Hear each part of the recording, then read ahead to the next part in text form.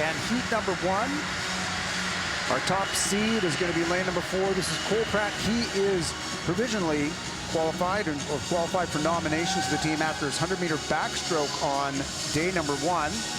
And Cole is in a very advantageous situation right now, and he earned it. But when you get that qualification on night number 1, you can now swim a little bit more confident, a little bit more relaxed. Any chance you're going to get to add an event to the roster is amazing, but you're pretty much in a position where you have nothing to lose and everything to gain. Absolutely. So looking to take full advantage of that. Now he is entered in a 2:01.51. He's going to have to be nearly 2 seconds faster than that to get underneath the qualifying standard. 1:59.67 is the cut, but he hasn't raced this at this level in 2 years. It's been since April 2019 that he went that time. And that's important to note across the field, right? We're talking sometimes we've had a test event or a time trial in practice where they've been posting these times. But for the greater picture of things, a lot of these best times might drop because they haven't gotten a chance to race in almost 2 years. A little confusion to get the men on the block, but they're all up now and ready to go for heat number 1. Well, they seem to have figured it out now. And here we go. Take your marks. And they're off, and we'll look at lane number 3, Mac Dara. He's the butterfly specialist. He had some very solid underwater on the way out there.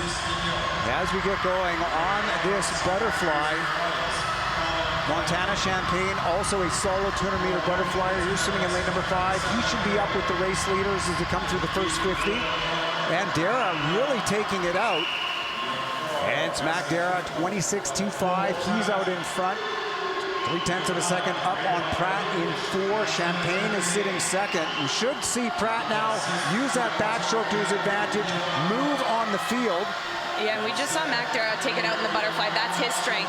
But as you said, this is probably his weakness beside Cole Pratt, where he is getting to swim his strength. Blue cap, all we can see now in the middle of the pool.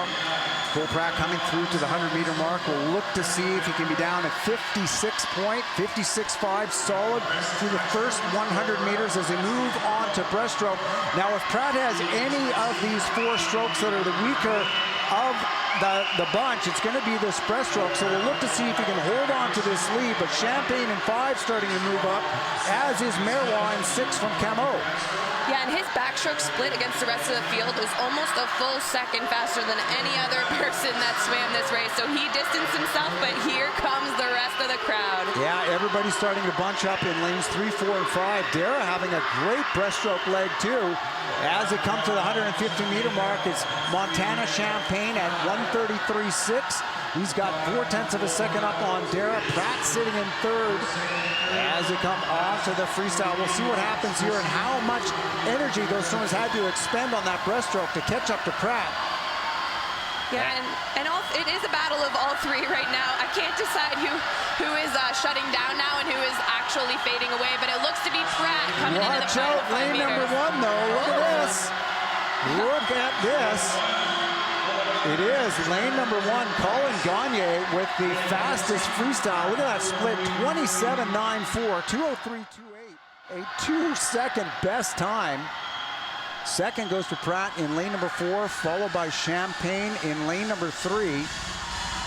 And that's exactly why we swim these trials. It has the names that we talk about over and over again. They have to be given a position of discomfort every once in a while, and we see a swimmer out of lane 1 taking our current top seed. Also, I'm sure Cole did not see him coming. Cole's swimming into the wall, wants to get the first, his hand on the wall for that first race of the morning. And, now we've seen lane number 1 taking it out on us. Yeah, Pratt looking very relaxed there through on the backstroke. The field really moved on him on the breaststroke, and he swam what I probably thought he needed to get his hand on the wall first on the freestyle, but didn't count on lane number 1, Collyn Gagne from Simon Fraser.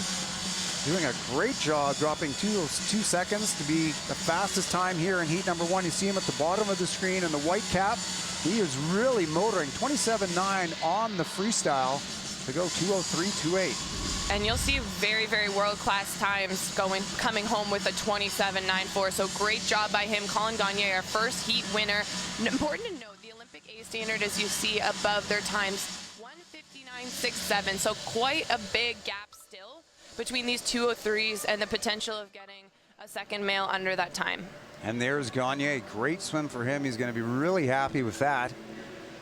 Currently sitting first. He's going to get a shot into the final, no doubt, with that swim. We'll see what they do here